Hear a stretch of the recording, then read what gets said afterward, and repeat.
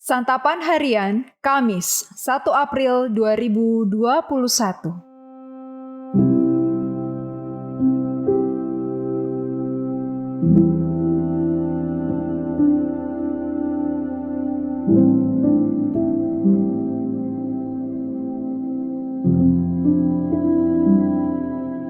Inilah program Santapan Harian, sebuah program yang mengajak Anda menelusuri isi Alkitab, agar Anda menemukan makna firman Tuhan sesuai dengan konteksnya.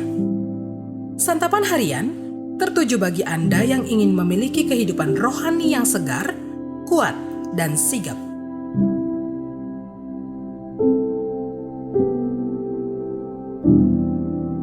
Hari ini kita akan membaca Injil Yohanes pasalnya yang ke-19, ayatnya yang ke-16b hingga ayatnya yang ke-27. Namun sebelumnya, mari kita berdoa. Sabdamu adalah sabda kebenaran, tak berubah sampai akhir zaman. Sabdamu adalah sabda cinta.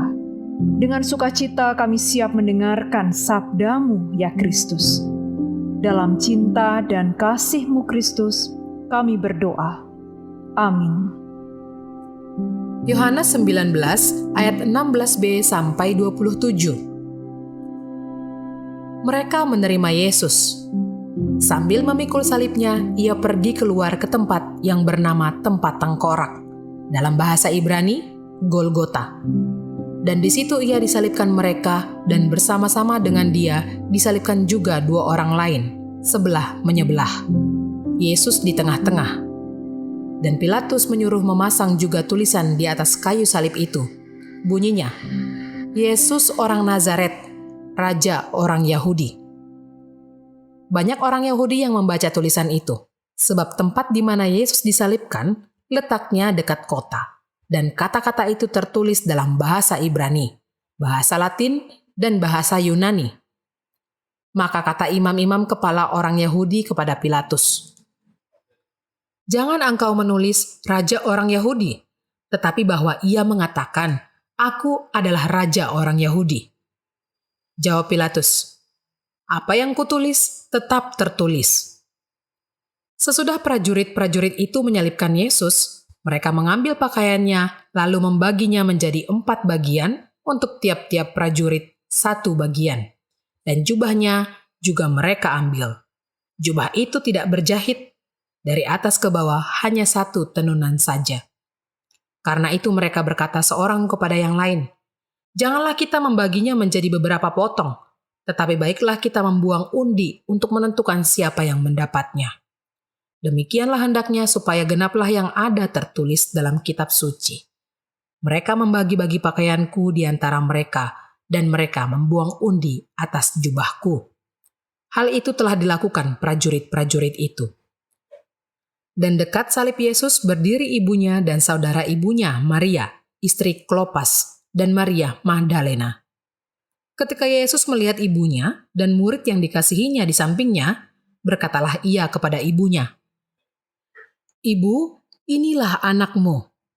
Kemudian katanya kepada muridnya, "Inilah ibumu."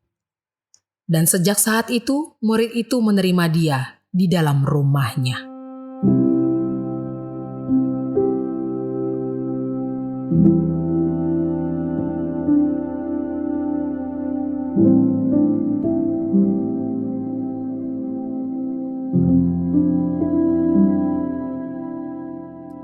Sahabat Santapan Harian, setiap hari kita mendengar bermacam-macam pengumuman dari berbagai sumber. Ada orang yang berprofesi memberi pengumuman setiap hari. Namun, apakah pengumuman itu penting dan berimplikasi pada keselamatan? Dalam Injil Yohanes, proses penyaliban Yesus ditulis secara singkat saja. Yohanes lebih berfokus menceritakan beberapa pengumuman di sekitar penyaliban itu. Pertama, Pilatus memasang sebuah pengumuman dalam 3 bahasa di atas kayu salib. Kedua, Para prajurit membagi-bagi pakaian Yesus, yang tanpa mereka sadari hal itu mengumumkan penggenapan Mazmur pasal 22 ayatnya yang ke-19. Ketiga, Tuhan sendiri mengeluarkan sebuah pengumuman terkait ibu jasmaninya, Maria. Ada banyak motivasi di balik sebuah pengumuman.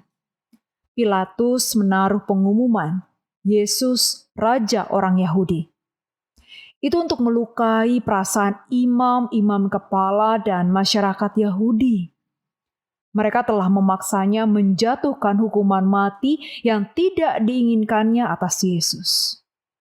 Para prajurit membagi-bagi pakaian Yesus karena menginginkan kain gratis.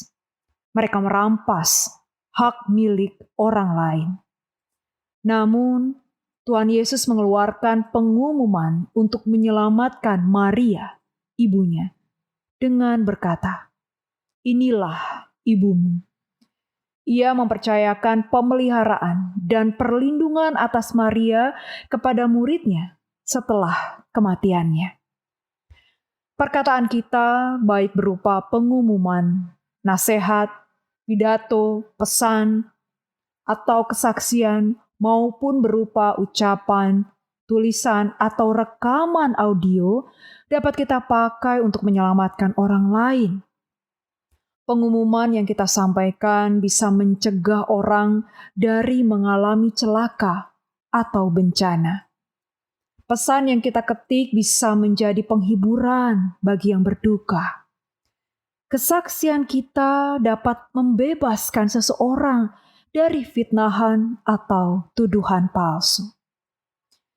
Jika selama ini perkataan yang kita sampaikan lebih banyak memuaskan ego pribadi, patutlah kita meminta ampun kepada Allah.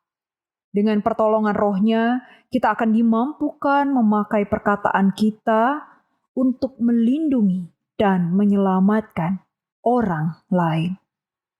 Mari kita berdoa.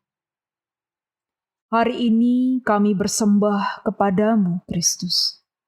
Serta kepadamu, Bapa, kami berserah.